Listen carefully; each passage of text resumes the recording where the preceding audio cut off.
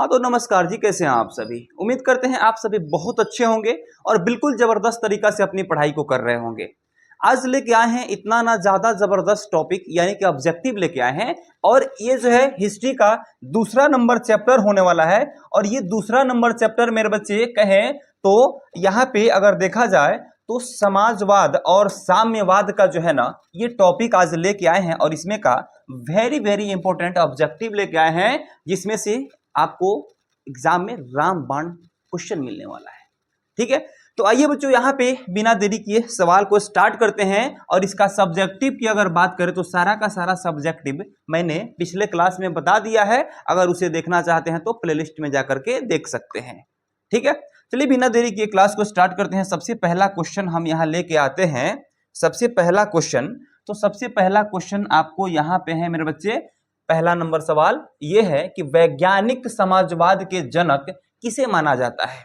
वैज्ञानिक समाजवाद के जनक किसे माना जाता है, तो यहां पे हम बात करें तो कह सकते हैं कि वैज्ञानिक समाजवाद के जनक कार्ल मार्क्स को कहा जाता है। किन्हें कहा जाता है बाबू, तो कार्ल मार्क्स को कहा जाता है। इसे याद रखिएगा, लेनिन, स्टालिन और रूसो नहीं हो सकता है ना।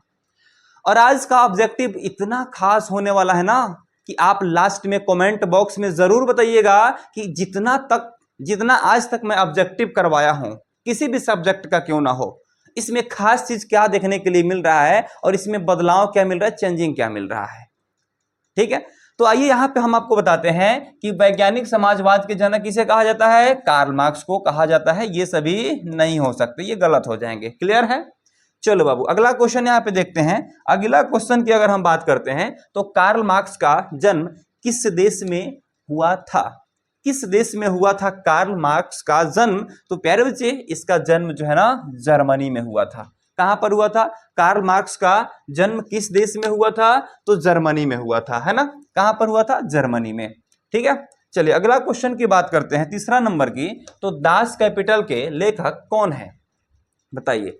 दास कैपिटल के लेखक कौन है, तो ये जो है कार्ल मार्क्स है। कौन है जी, कार्ल मार्क्स, यानी कि ऑप्शन नंबर बी यहाँ पे जो है ना करेक्ट आंसर हो जाएगा। ठीक है, चलिए अगला क्वेश्चन।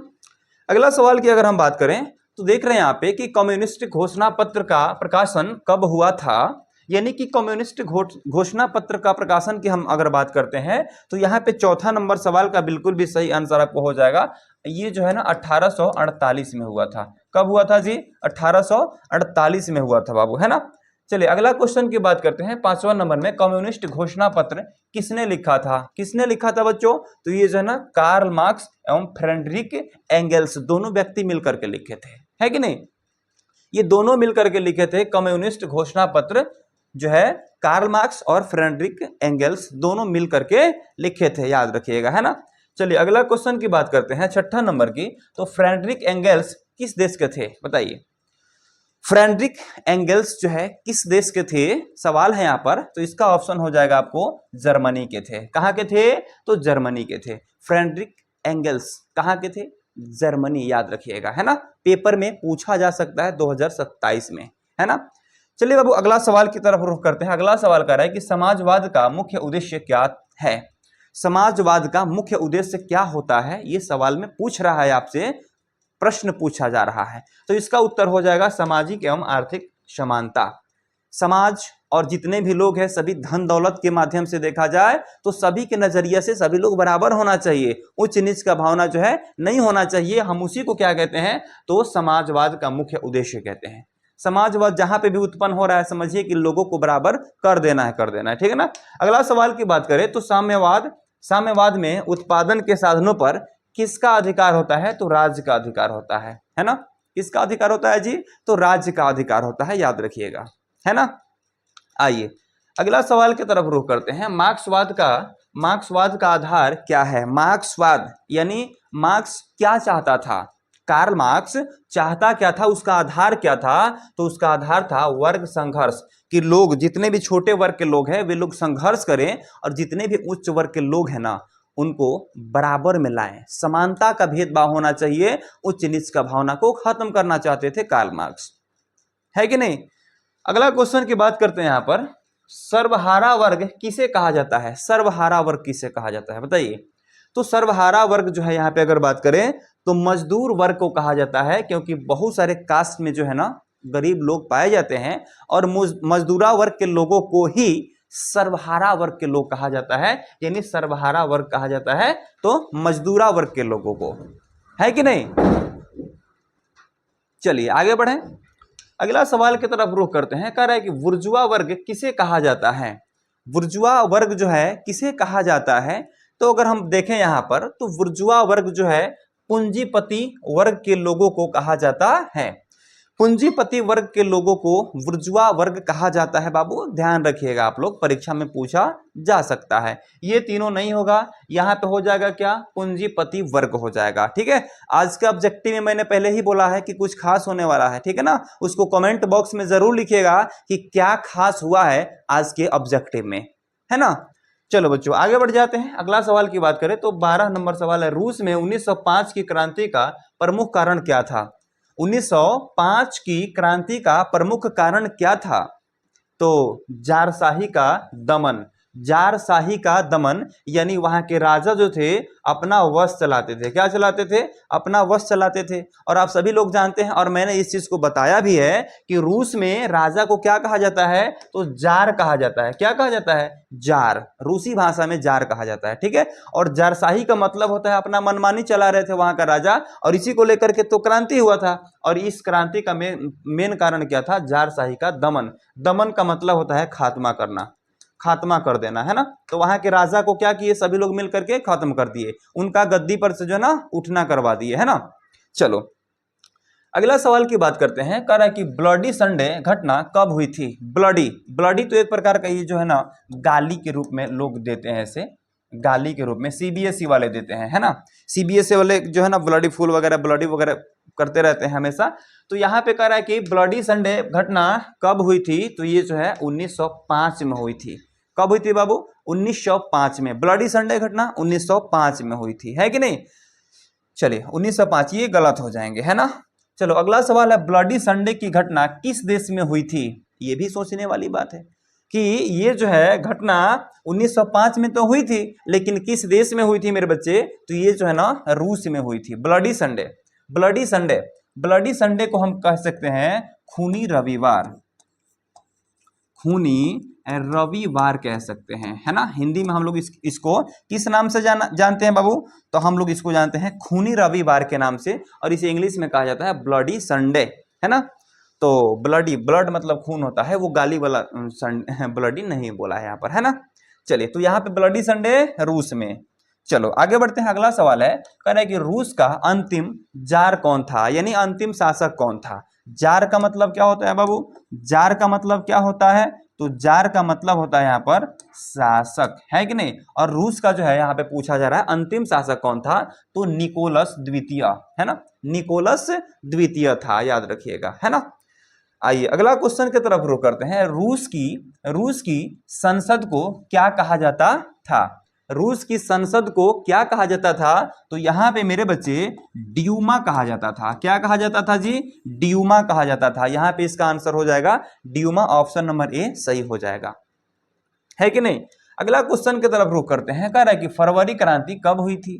तो फरवरी क्रांति बाबू मेरे 1917 में हुई थी। फरवरी क्रांति 1917 में, ऑप्शन नंबर ए आपका यहाँ पे भी सही हो जाएगा, है ना। 1917 में हुई थी आपको फरवरी क्रांति, है ना जी। चलो बच्चों आगे बढ़ जाएं। अगला क्वेश्चन की तरफ रुख करते हैं। अक्टूबर क्रांति कब हुई थी, बताओ। अक्टूबर की क्रांति कब हुई थी, तो बाबू यहां पे बिल्कुल इसका सही आंसर हो जाएगा क्या, 1917 में हुई थी। कब हुई थी, 1917 में। यहाँ पे ऑप्शन नंबर ए आपका करेक्ट आंसर हो जाएगा जी, है ना। चलिए इसी प्रकार अगला सवाल देखते हैं हम लोग। अक्टूबर क्रांति का नेतृत्व किसने किया था। अक्टूबर क्रांति का नेतृत्व किसने किया था, तो यहाँ पे जो है लेनिन ने किया था। किसने किया था, लेनिन ने किया था, यानी कि ऑप्शन नंबर ए जो है ना यहाँ पे करेक्ट आंसर हो जाएगा बाबू। अगला सवाल की तरफ रुख करते हैं। बोल्शेविक दल का नेता कौन था। बोल्शेविक दल कहिए चाहे बोल्शेविक दल के नेता कहिए, कौन था, है ना। बोल्शेविक क्रांति का नेता कौन था, तो वह था लेनिन। वह कौन था, तो लेनिन था। कौन था बाबू, लेनिन, है ना।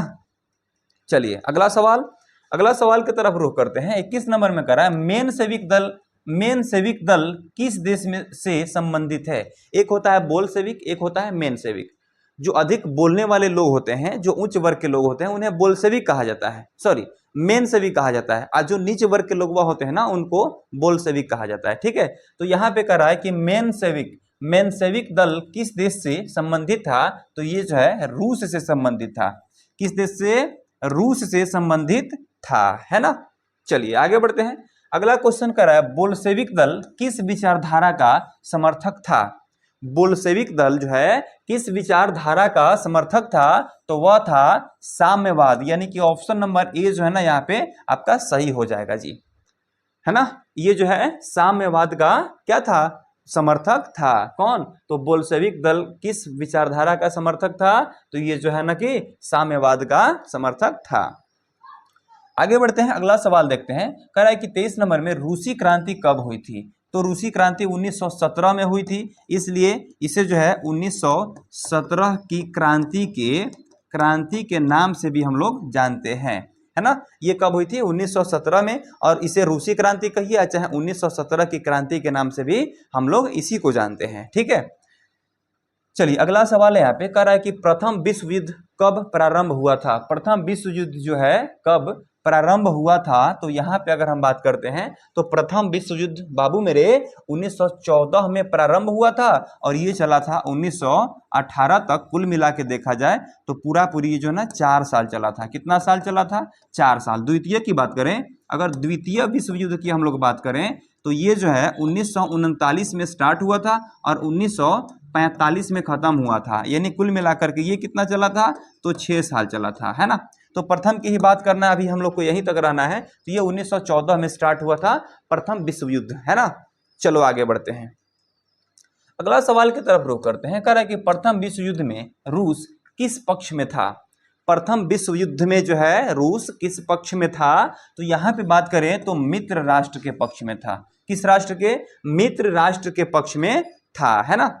चलिए अगला सवाल देखते हैं हम लोग यहाँ पर कि जारशाही किस प्रकार की शासन व्यवस्था थी? जारशाही जो है किस प्रकार की शासन व्यवस्था थी? तो ये जो थी निरंकुश शासन व्यवस्था थी, है ना। वहां के राजा जो थे निकोलस जो वहां के राजा थे, निकोलस जो थे जारशाही थे। क्या थे? जारशाही, यानी कि राजतंत्र वहां पे चलाना चाहते थे, अपना ही वश चलाना चाहते थे, किसी दूसरे का जनता का वश नहीं चलने देना चाहते थे, इसलिए निरंकुश शासन था वहां पर, है ना जी। चलिए अब रूस में साम्यवादी सरकार की स्थापना किसने की थी? रूस में साम्यवादी सरकार की स्थापना किसने की थी? तो ये जो है ना कि लेनिन ने। किसने किया था? लेनिन। किसने? लेनिन ने की थी, है ना। याद रखिएगा, यहाँ पे ऑप्शन नंबर ए आपका सही हो जाएगा बाबू। अगला सवाल की तरफ रुख करते हैं। रेड आर्मी का संगठन किसने किया था? कभी कभी ये भी होता है लाल सेना, लाल सेना भी कहा जाता है इसको, लाल सेना या फिर रेड आर्मी की संगठन जो है किसने किया था? तो ये जो है ना ट्रॉट्स्की ने किया था। किसने किया था? तो ट्रॉट्स्की ने किया था, है ना। ट्रॉट्स्की ने किया था, है ना जी। यानी कि ऑप्शन नंबर ए यहाँ पे बिल्कुल करेक्ट आपका आंसर हो जाएगा बाबू, है ना जी। चलो अगला सवाल कर रहा है कि रूस का गृह युद्ध कब हुआ था? गृह युद्ध का मतलब होता है अपने ही देश में। अपना ही देश क्या होता है कि 2 भागों में बट जाता है और अपने ही देश में युद्ध शुरू हो जाता है ना, तो हम इसी को गृह युद्ध कहते हैं। और ये जो है 1918 से लेकर के और 1921 तक हुई थी, है ना जी। इसलिए 1918 से 18 और 21 3 साल तक चला था गृह युद्ध। 3 साल तक चला था, 3 साल तक चला था यह गृह युद्ध, है ना, रूस में, है ना, 3 साल तक। ऑप्शन नंबर ए यहाँ पे आपका सही हो जाएगा जी। अगला सवाल की तरफ रुख करते हैं कि नई आर्थिक नीति यानी कि एनईपी किसने लागू की थी? तो लेनिन ने लागू की थी। किसने लागू की थी? नई आर्थिक नीति किसने लागू की? तो लेनिन ने। अगला सवाल की तरफ रुख करते हैं। कह रहा है कि एनईपी लागू करने का वर्ष कौन सा था? तो ये 1921 में लागू हुई थी, है कि नहीं। चलो अगला सवाल की तरफ रुख करते हैं कि लेनिन की मृत्यु कब हुई थी बाबू, बताओ। लेनिन की मृत्यु कब हुई थी? तो ये जो है 1924 में हुई थी, है कि नहीं। 1924 में हुई थी लेनिन की मृत्यु। अगला सवाल देखते हैं, लेनिन के बाद सोवियत संघ का नेता कौन था? लेनिन के बाद सोवियत संघ का नेता कौन था? तो बाबू यहाँ पे आप कह सकते हैं क्या, यहाँ पे आप कह सकते हैं लेनिन के बाद सोवियत संघ का नेता कौन था? तो यहाँ पे आप बोल सकते हैं स्टालिन था। कौन था? स्टालिन। स्टालिन था। कौन था जी? स्टालिन था, है ना, याद रखिएगा। अगला सवाल देखते हैं हम लोग यहाँ पे, सोवियत संघ का गठन कब हुआ? सोवियत संघ का जो है गठन कब हुआ था? तो यहाँ पे बाबू मेरे आप कह सकते हैं 1922 में हुआ था। कब हुआ था जी? तो 1922 में हुआ था, याद रखिएगा लोग, है ना, 1922 में हुआ था। सोवियत संघ का गठन कब हुआ था? 1922 में हुआ था, है कि नहीं? चलिए, अरे ये कहाँ चला गया भैया, 1922 में, ठीक है ना जी। चलिए अगला क्वेश्चन की तरफ रुख करते हैं, सोवियत संघ का विघटन कब हुआ था? गठन तो समझ गए, अब विघटन के बारे में समझते हैं यहाँ पर। तो इसका विघटन जो है ना 1991 में हुआ था। सोवियत संघ का विघटन 1991 में हुआ था, है ना जी। चलिए, रूसी क्रांति का प्रसिद्ध नारा क्या था? रूसी जो क्रांति हुआ था उसमें प्रसिद्ध नारा क्या था? रूस के राजा के खिलाफ जब वहां के जनता ने विद्रोह कर दिया, आंदोलन कर दी, तो क्या बोल करके आंदोलन कर रही थी वहां की जनता? तो बाबू शांति, रोटी और भूमि। शांति चाहती थी, रोटी चाहती थी और भूमि चाहती थी, है ना। शांति, रोटी और भूमि का नारा लगा रही थी, है ना। अगला सवाल है, रूसी क्रांति का सबसे बड़ा परिणाम क्या था? सबसे बड़ा परिणाम क्या निकला रूसी क्रांति का? जो 1917 में क्रांति हुआ था, रूसी क्रांति, उसका सबसे बड़ा रिजल्ट क्या निकल के आया? तो बाबू मेरे आप यहाँ पे कह सकते हैं कि साम्यवादी शासन की स्थापना। साम्यवादी शासन की स्थापना हो गई, यानी उच्च नीच का भावना सभी लोगों में खत्म हो गया, सभी लोग बराबर रूप से रहने लगे, है ना, सभी लोग बराबर भावनाओं से अपना जीवन निर्वहन करने लगे। अगला सवाल है कि समाजवाद का विरोधी तंत्र कौन सा है? समाजवाद का विरोधी तंत्र कौन सा है? तो यहाँ पे कहे तो पूंजीवाद। जितने भी लोग हैं ना, जो पूंजी, जिनके पास पूंजी है, यानी कि अमीर लोग हैं, यही लोग नहीं चाहते हैं कि समाजवाद का स्थापना हो, यानी समाजवाद के विरोधी बने बैठे हैं पूंजीवाद लोग, है ना। चलिए अगला सवाल यहाँ पे देखें, तो समाजवाद किसके हित की बात करता है? समाजवाद किसके हित की बात करता है? तो जितने भी श्रमिक वर्ग के लोग हैं, मजदूरा वर्ग के लोग हैं, इन्हीं के हित की बात करती है समाजवाद। यानी समाजवाद कहती है कि सभी श्रमिक लोग हैं, उनको जो है उनका अधिकार बराबर मिलना चाहिए जितना पूंजीपति लोगों का अधिकार है कि नहीं। इसलिए अगला सवाल की तरफ रुख करते हैं, कह रहा है निजी संपत्ति को समाप्त करने का सिद्धांत किस विचारधारा का है? निजी संपत्ति को समाप्त कर देना है, यानी पूंजीवाद को खत्म कर देना है। तो वही कह रहा है कि सिद्धांत किस विचारधारा का है? तो यह साम्यवाद विचारधारा का है। किस विचारधारा का? तो साम्यवाद विचारधारा का है। यही सिद्धांत है कि साम्यवाद को क्या करना है, साम्यवाद विचारधारा है कि क्या करना है, निजी संपत्ति को समाप्त करना है, ठीक है। चलिए अगला सवाल देखें जरा, कर यहाँ पर कार्ल मार्क्स की मृत्यु कब हुई थी? तो कार्ल मार्क्स की मृत्यु जो है 1883 में हुई थी। 1883 में जो है कार्ल मार्क्स की मृत्यु हो गई थी, है ना। चलिए अगला सवाल, फ्रेडरिक एंगल्स की प्रसिद्ध पुस्तक कौन सी थी? तो ये थी इंग्लैंड में श्रमिक वर्ग की दशा। इंग्लैंड में श्रमिक वर्ग की दशा, इसका मतलब होता है कि परिस्थिति। दशा मतलब परिस्थिति होता है ना, परिस्थिति। और एक किताब लिखा गया था जिसमें इंग्लैंड में श्रमिक वर्ग की दशा इतना खराब था, उसी के बारे में इसमें लिखा गया था। जो बुक का नाम क्या था जी? जिस बुक का नाम क्या था? फ्रेडरिक एंगल्स, पुस्तक कौन सी थी? तो उसमें इंग्लैंड में श्रमिक की वर्ग दशा, ये पुस्तक की नाम थी, है ना। चलिए आगे सवाल देखते हैं, कह रहा है रूस की राजधानी क्या थी?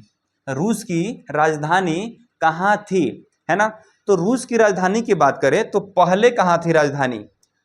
तो पहले राजधानी था उसका पेट्रोग्राद, है ना। लेकिन अब जो है प्रेजेंट की बात करें, प्रेजेंट में पहले था कहाँ पर? पेट्रोग्राद। प्राचीन राजधानी की बात करें, अगर प्राचीन राजधानी प्राचीन भी हो सकता है और वर्तमान भी। तो प्राचीन की बात करें, अगर प्राचीन की अगर हम बात करते हैं, आइए यहाँ पे ध्यान दीजिएगा, थोड़ा सा लॉजिक है। अगर प्राचीन की बात करें तो वह हो जाएगा, जानते हैं क्या? पेट्रोग्राद हो जाएगा। पेट्रोग्राद हो जाएगा। लेकिन वर्तमान की अगर हम बात करते हैं कि वर्तमान में उसकी राजधानी कहाँ है, तो यह है आपको मॉस्को में है। कहाँ पर है? मॉस्को में है, याद रखिएगा, है ना। यहाँ पे प्राचीन और नवीन दोनों राजधानी मैंने आपको बता दिया। ये रूस की प्राचीन राजधानी कहाँ पर है? तो पेट्रोग्राद। और नवीन राजधानी कहाँ है? तो मॉस्को में है। याद रखना आप लोग, ठीक है ना। ये पूछ भी सकता है। यहाँ पे 2 सवाल आपके क्लियर हो रहा है, ठीक है। चलिए आगे सवाल देखें तो 44 नंबर में रूसी क्रांति का सबसे अधिक प्रभाव किस पर पड़ा? रूस में जो क्रांति हुआ था 1917 ईस्वी में, उसका सबसे ज्यादा प्रभाव किस पर पड़ा बाबू? तो यहां पे आप देख सकते हैं कि विश्व राजनीति पर। इसका भारत पर भी प्रभाव पड़ा। जो लोग भी आजादी नहीं चाहते थे वे लोग भी खुल गए, सोचने लगे कि हम लोग भी अंग्रेज से आजादी पा सकते हैं। और 1934 में ये लोग भी एकदम शिकंजा कस दिए कि हम लोग भी अब आजाद रहेंगे। और भगत सिंह, सुभाष चंद्र बोस जी, कई लोग ऐसे जो है आजादी का भावना उत्पन्न होने लगा, साम्यवादी भावना उत्पन्न होने लगा, जिसके चलते ये लोग भी आजादी की भावना से जीने लगे, है ना। चलिए उसके बाद सवाल है यहाँ पर 45 नंबर सवाल कर रहा है कि समाजवाद का मूल सिद्धांत क्या है? समाजवाद का मूल सिद्धांत क्या है? तो वह है मेरे बच्चे समानता। बस सभी लोगों को समान कर देना है, समानता का भावना है ना। समाजवाद का मेन उद्देश्य क्या है? तो समानता, सभी लोगों को समान कर देना है, बस इसी को तो कहते हैं समाजवाद। आगे बढ़ते हैं, अगला सवाल की तरफ रुख करते हैं। कह रहा है कि साम्यवाद में किस वर्ग का शासन स्थापित करने की बात कही गई है? किस वर्ग की? तो मजदूरा वर्ग की। मजदूरा वर्ग की शासन स्थापित करने की बात कही है साम्यवाद में, यानी कि यहाँ पर मजदूर वर्ग के लोग क्या होना चाहिए? ये जो है शासन में आना चाहिए।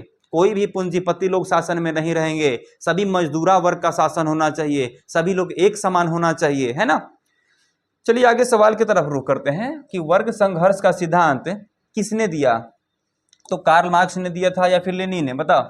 तो ये जो है कार्ल मार्क्स ने दिया था। इसलिए मजदूरा वर्ग के एक तरह से कहें तो देवता माने जाते हैं। अभी भी लोग इनको पढ़ करके, इनके जो है लेख को पढ़ करके अभी भी लोग क्या होते हैं कि मोटिवेट होते हैं कि अपने आप को कैसे बड़ा करना है, अपने आप को समान रूप से कैसे जीना है, ठीक है। चलो अगला सवाल है, बोल्शेविक क्रांति किस महीने में हुई थी? तो बोल्शेविक क्रांति मेरे बच्चे अक्टूबर में हुई थी। कब हुई थी? अक्टूबर में। ऑप्शन नंबर ए यहाँ पे क्लियर सही हो जाएगा आपका, है कि नहीं। चलो अगला सवाल है, बिहार बोर्ड के अनुसार इस अध्याय का सबसे महत्वपूर्ण विषय कौन सा है? बताइए, इस अध्याय में सबसे महत्वपूर्ण विषय कौन सा है?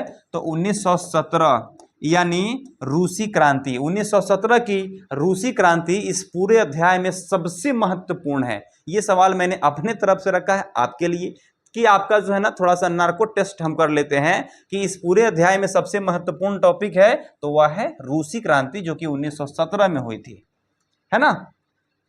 चलिए अब लास्ट करते हैं। अब लास्ट 50 नंबर क्वेश्चन है कि समाजवाद एवं साम्यवाद अध्याय का मुख्य केंद्र क्या है? मुख्य केंद्र क्या है? तो वह है रूसी क्रांति एवं समाजवादी विचारधारा।